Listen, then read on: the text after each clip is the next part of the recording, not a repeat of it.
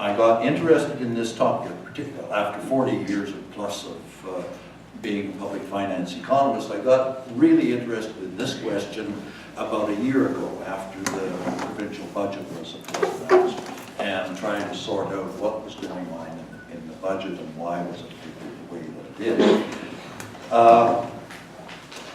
So I've done this before, and some of you have seen this, and today's journal preempted me by a day probably and told you what my punchline is, so if I miss anything, you can probably pick it up there. What you do get here is that you get all the pretty pictures that are behind that discussion that was in the journal. Okay, in approaching the topic, what I thought, perhaps what we can see is that if we look at some historical patterns, we may be able to find trends or characteristics that tell us something about what the nature of the problem is. Do we have a spending problem, or do we have a revenue problem? And if you're going to look at a period of time, lots of things change. Population changes, prices change, incomes change, and so that complicates the whole picture. What I've done here is that I've looked at, I think everything that I'm showing you is relative to personal incomes in the province, that is, revenues and expenditures relative to personal incomes. So it incorporates these kinds of changes as we go along. Starting with expenditures, please. Okay, this is Alberta program expenditures as a percentage of personal income. And what we look at here, this is 1981-82, and it goes to 2011-12 here. These are the fiscal years. And to give you some orientation to this, I have put in the various premiers, Lougheed, Getty, Klein, Stelmach, and Redford. And what you find is that the program expenditures, this is a measure of the cost of providing the goods and services that Albertans get from their government. So this is from the provincial government. And you go back to the Lougheed years, and it's very high. These were great years for government. Lots of natural resource revenue, and expenditures were about a third of personal incomes, the equivalent of a third of personal incomes. Then natural resource revenue started to decline. Premier Getty had to cut back, incurred debt, quite a bit of debt actually.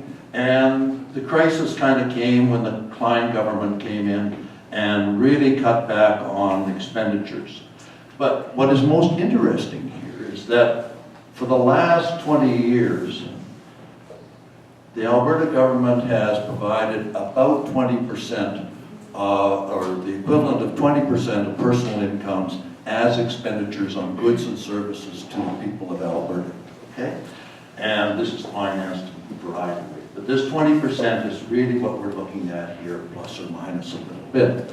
Okay, is 20% big or small? Is that too big or is it too little? That seems to be consistent. Well, one way of looking at this is to say, what are the decisions that are being made in other provinces? And in other provinces, we see this is the ratio of program expenditures as a percentage of personal incomes again. And this is the 10-province average. And you can see that the 20% figure is quite characteristic of what has been going on in other provinces, at least up until 2006. After 2006, that percentage goes up, and it's almost 25% at the last year for which I had data. And but Alberta, on the other hand, is continuing along at about the 20% level. So we seem to be quite comparable for most of this period of time, or lower, for in terms of the relative size of provincial government expenditures. Okay, Albertans have relatively high incomes, so perhaps even though we're spending a relatively consistent percentage, we may be providing a high level of per capita expenditures, okay? So that in fact is not the case. Yes, it was true in the Getty and the Lougheed years, we were #1 per capita in per capita spending of the provincial governments. But since 1993-94, the Alberta government has never been #1 in per capita spending, program spending, okay? And in fact, we've ranged between #2 and #7, an average 4.2 over that period of time. So we have not been the highest per capita spender by any means during the last 20 years. So, relative expenditures look like pretty much like what they are in other provinces. Absolute expenditures per capita seem to be fairly consistent with what is in other provinces, are not unusual. Hard to see that expenditures are the problem. What about the revenue side? Okay, this is non-natural resource owned revenues. That's quite a mouthful. What does it mean? Well, it means that I'm not looking at transfers from the federal government, which are non-trivial but not all that large. But the really important thing that we're not looking at is natural resource revenues. We're excluding natural resource revenues. So what we are looking at are primarily taxes.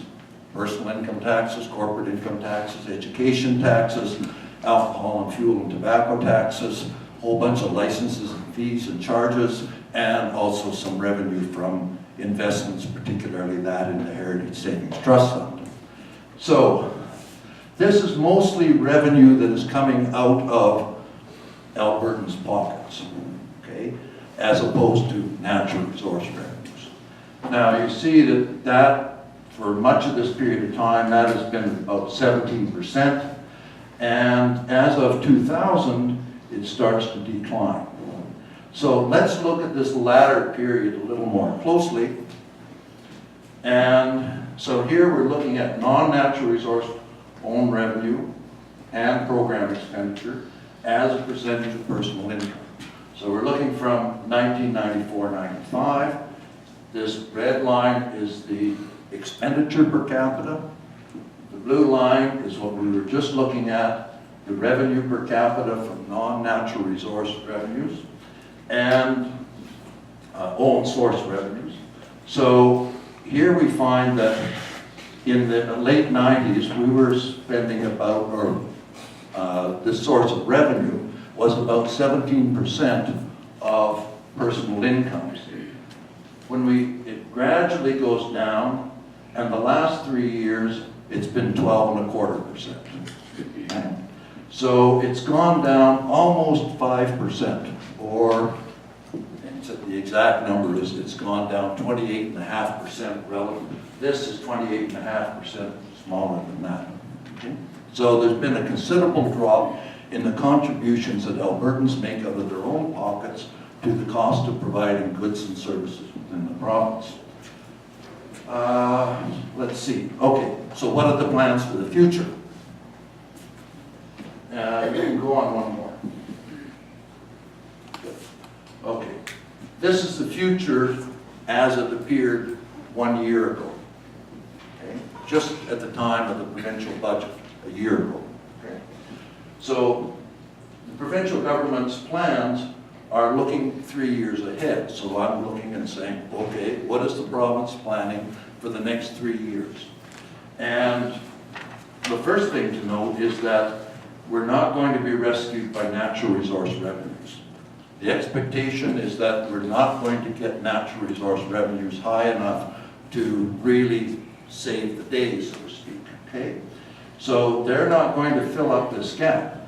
And this gap in here has largely been filled by natural resource revenues.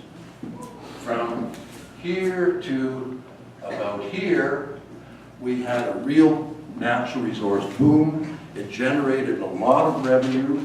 We saved a lot of that in our sustainability fund, almost $17 million. But after the financial crisis in 08-09, we've run deficits ever since then. So what has happened is that the province has eroded that sustainability fund from 17 billion to about 2.5 billion, and we've gone into debt besides. So we're taken our savings account for emergencies and spent it almost all, and we've borrowed. So the natural resource revenues over the next 3 years are not going to save us. There's not, we can go on to the next slide. Whoops. Ooh, is that the No, one? back a bit. That one will do. Here is the non-natural resource own source revenue. That is going to be stable at about 12.25%, so that we're not going to generate any extra revenues. But what is happening is that we're going to cut expenditures. Expenditures are going to be reduced from here about 19% to an average of 17.5% during this period of years. So what is happening is that natural resource revenues are not going to be increased much.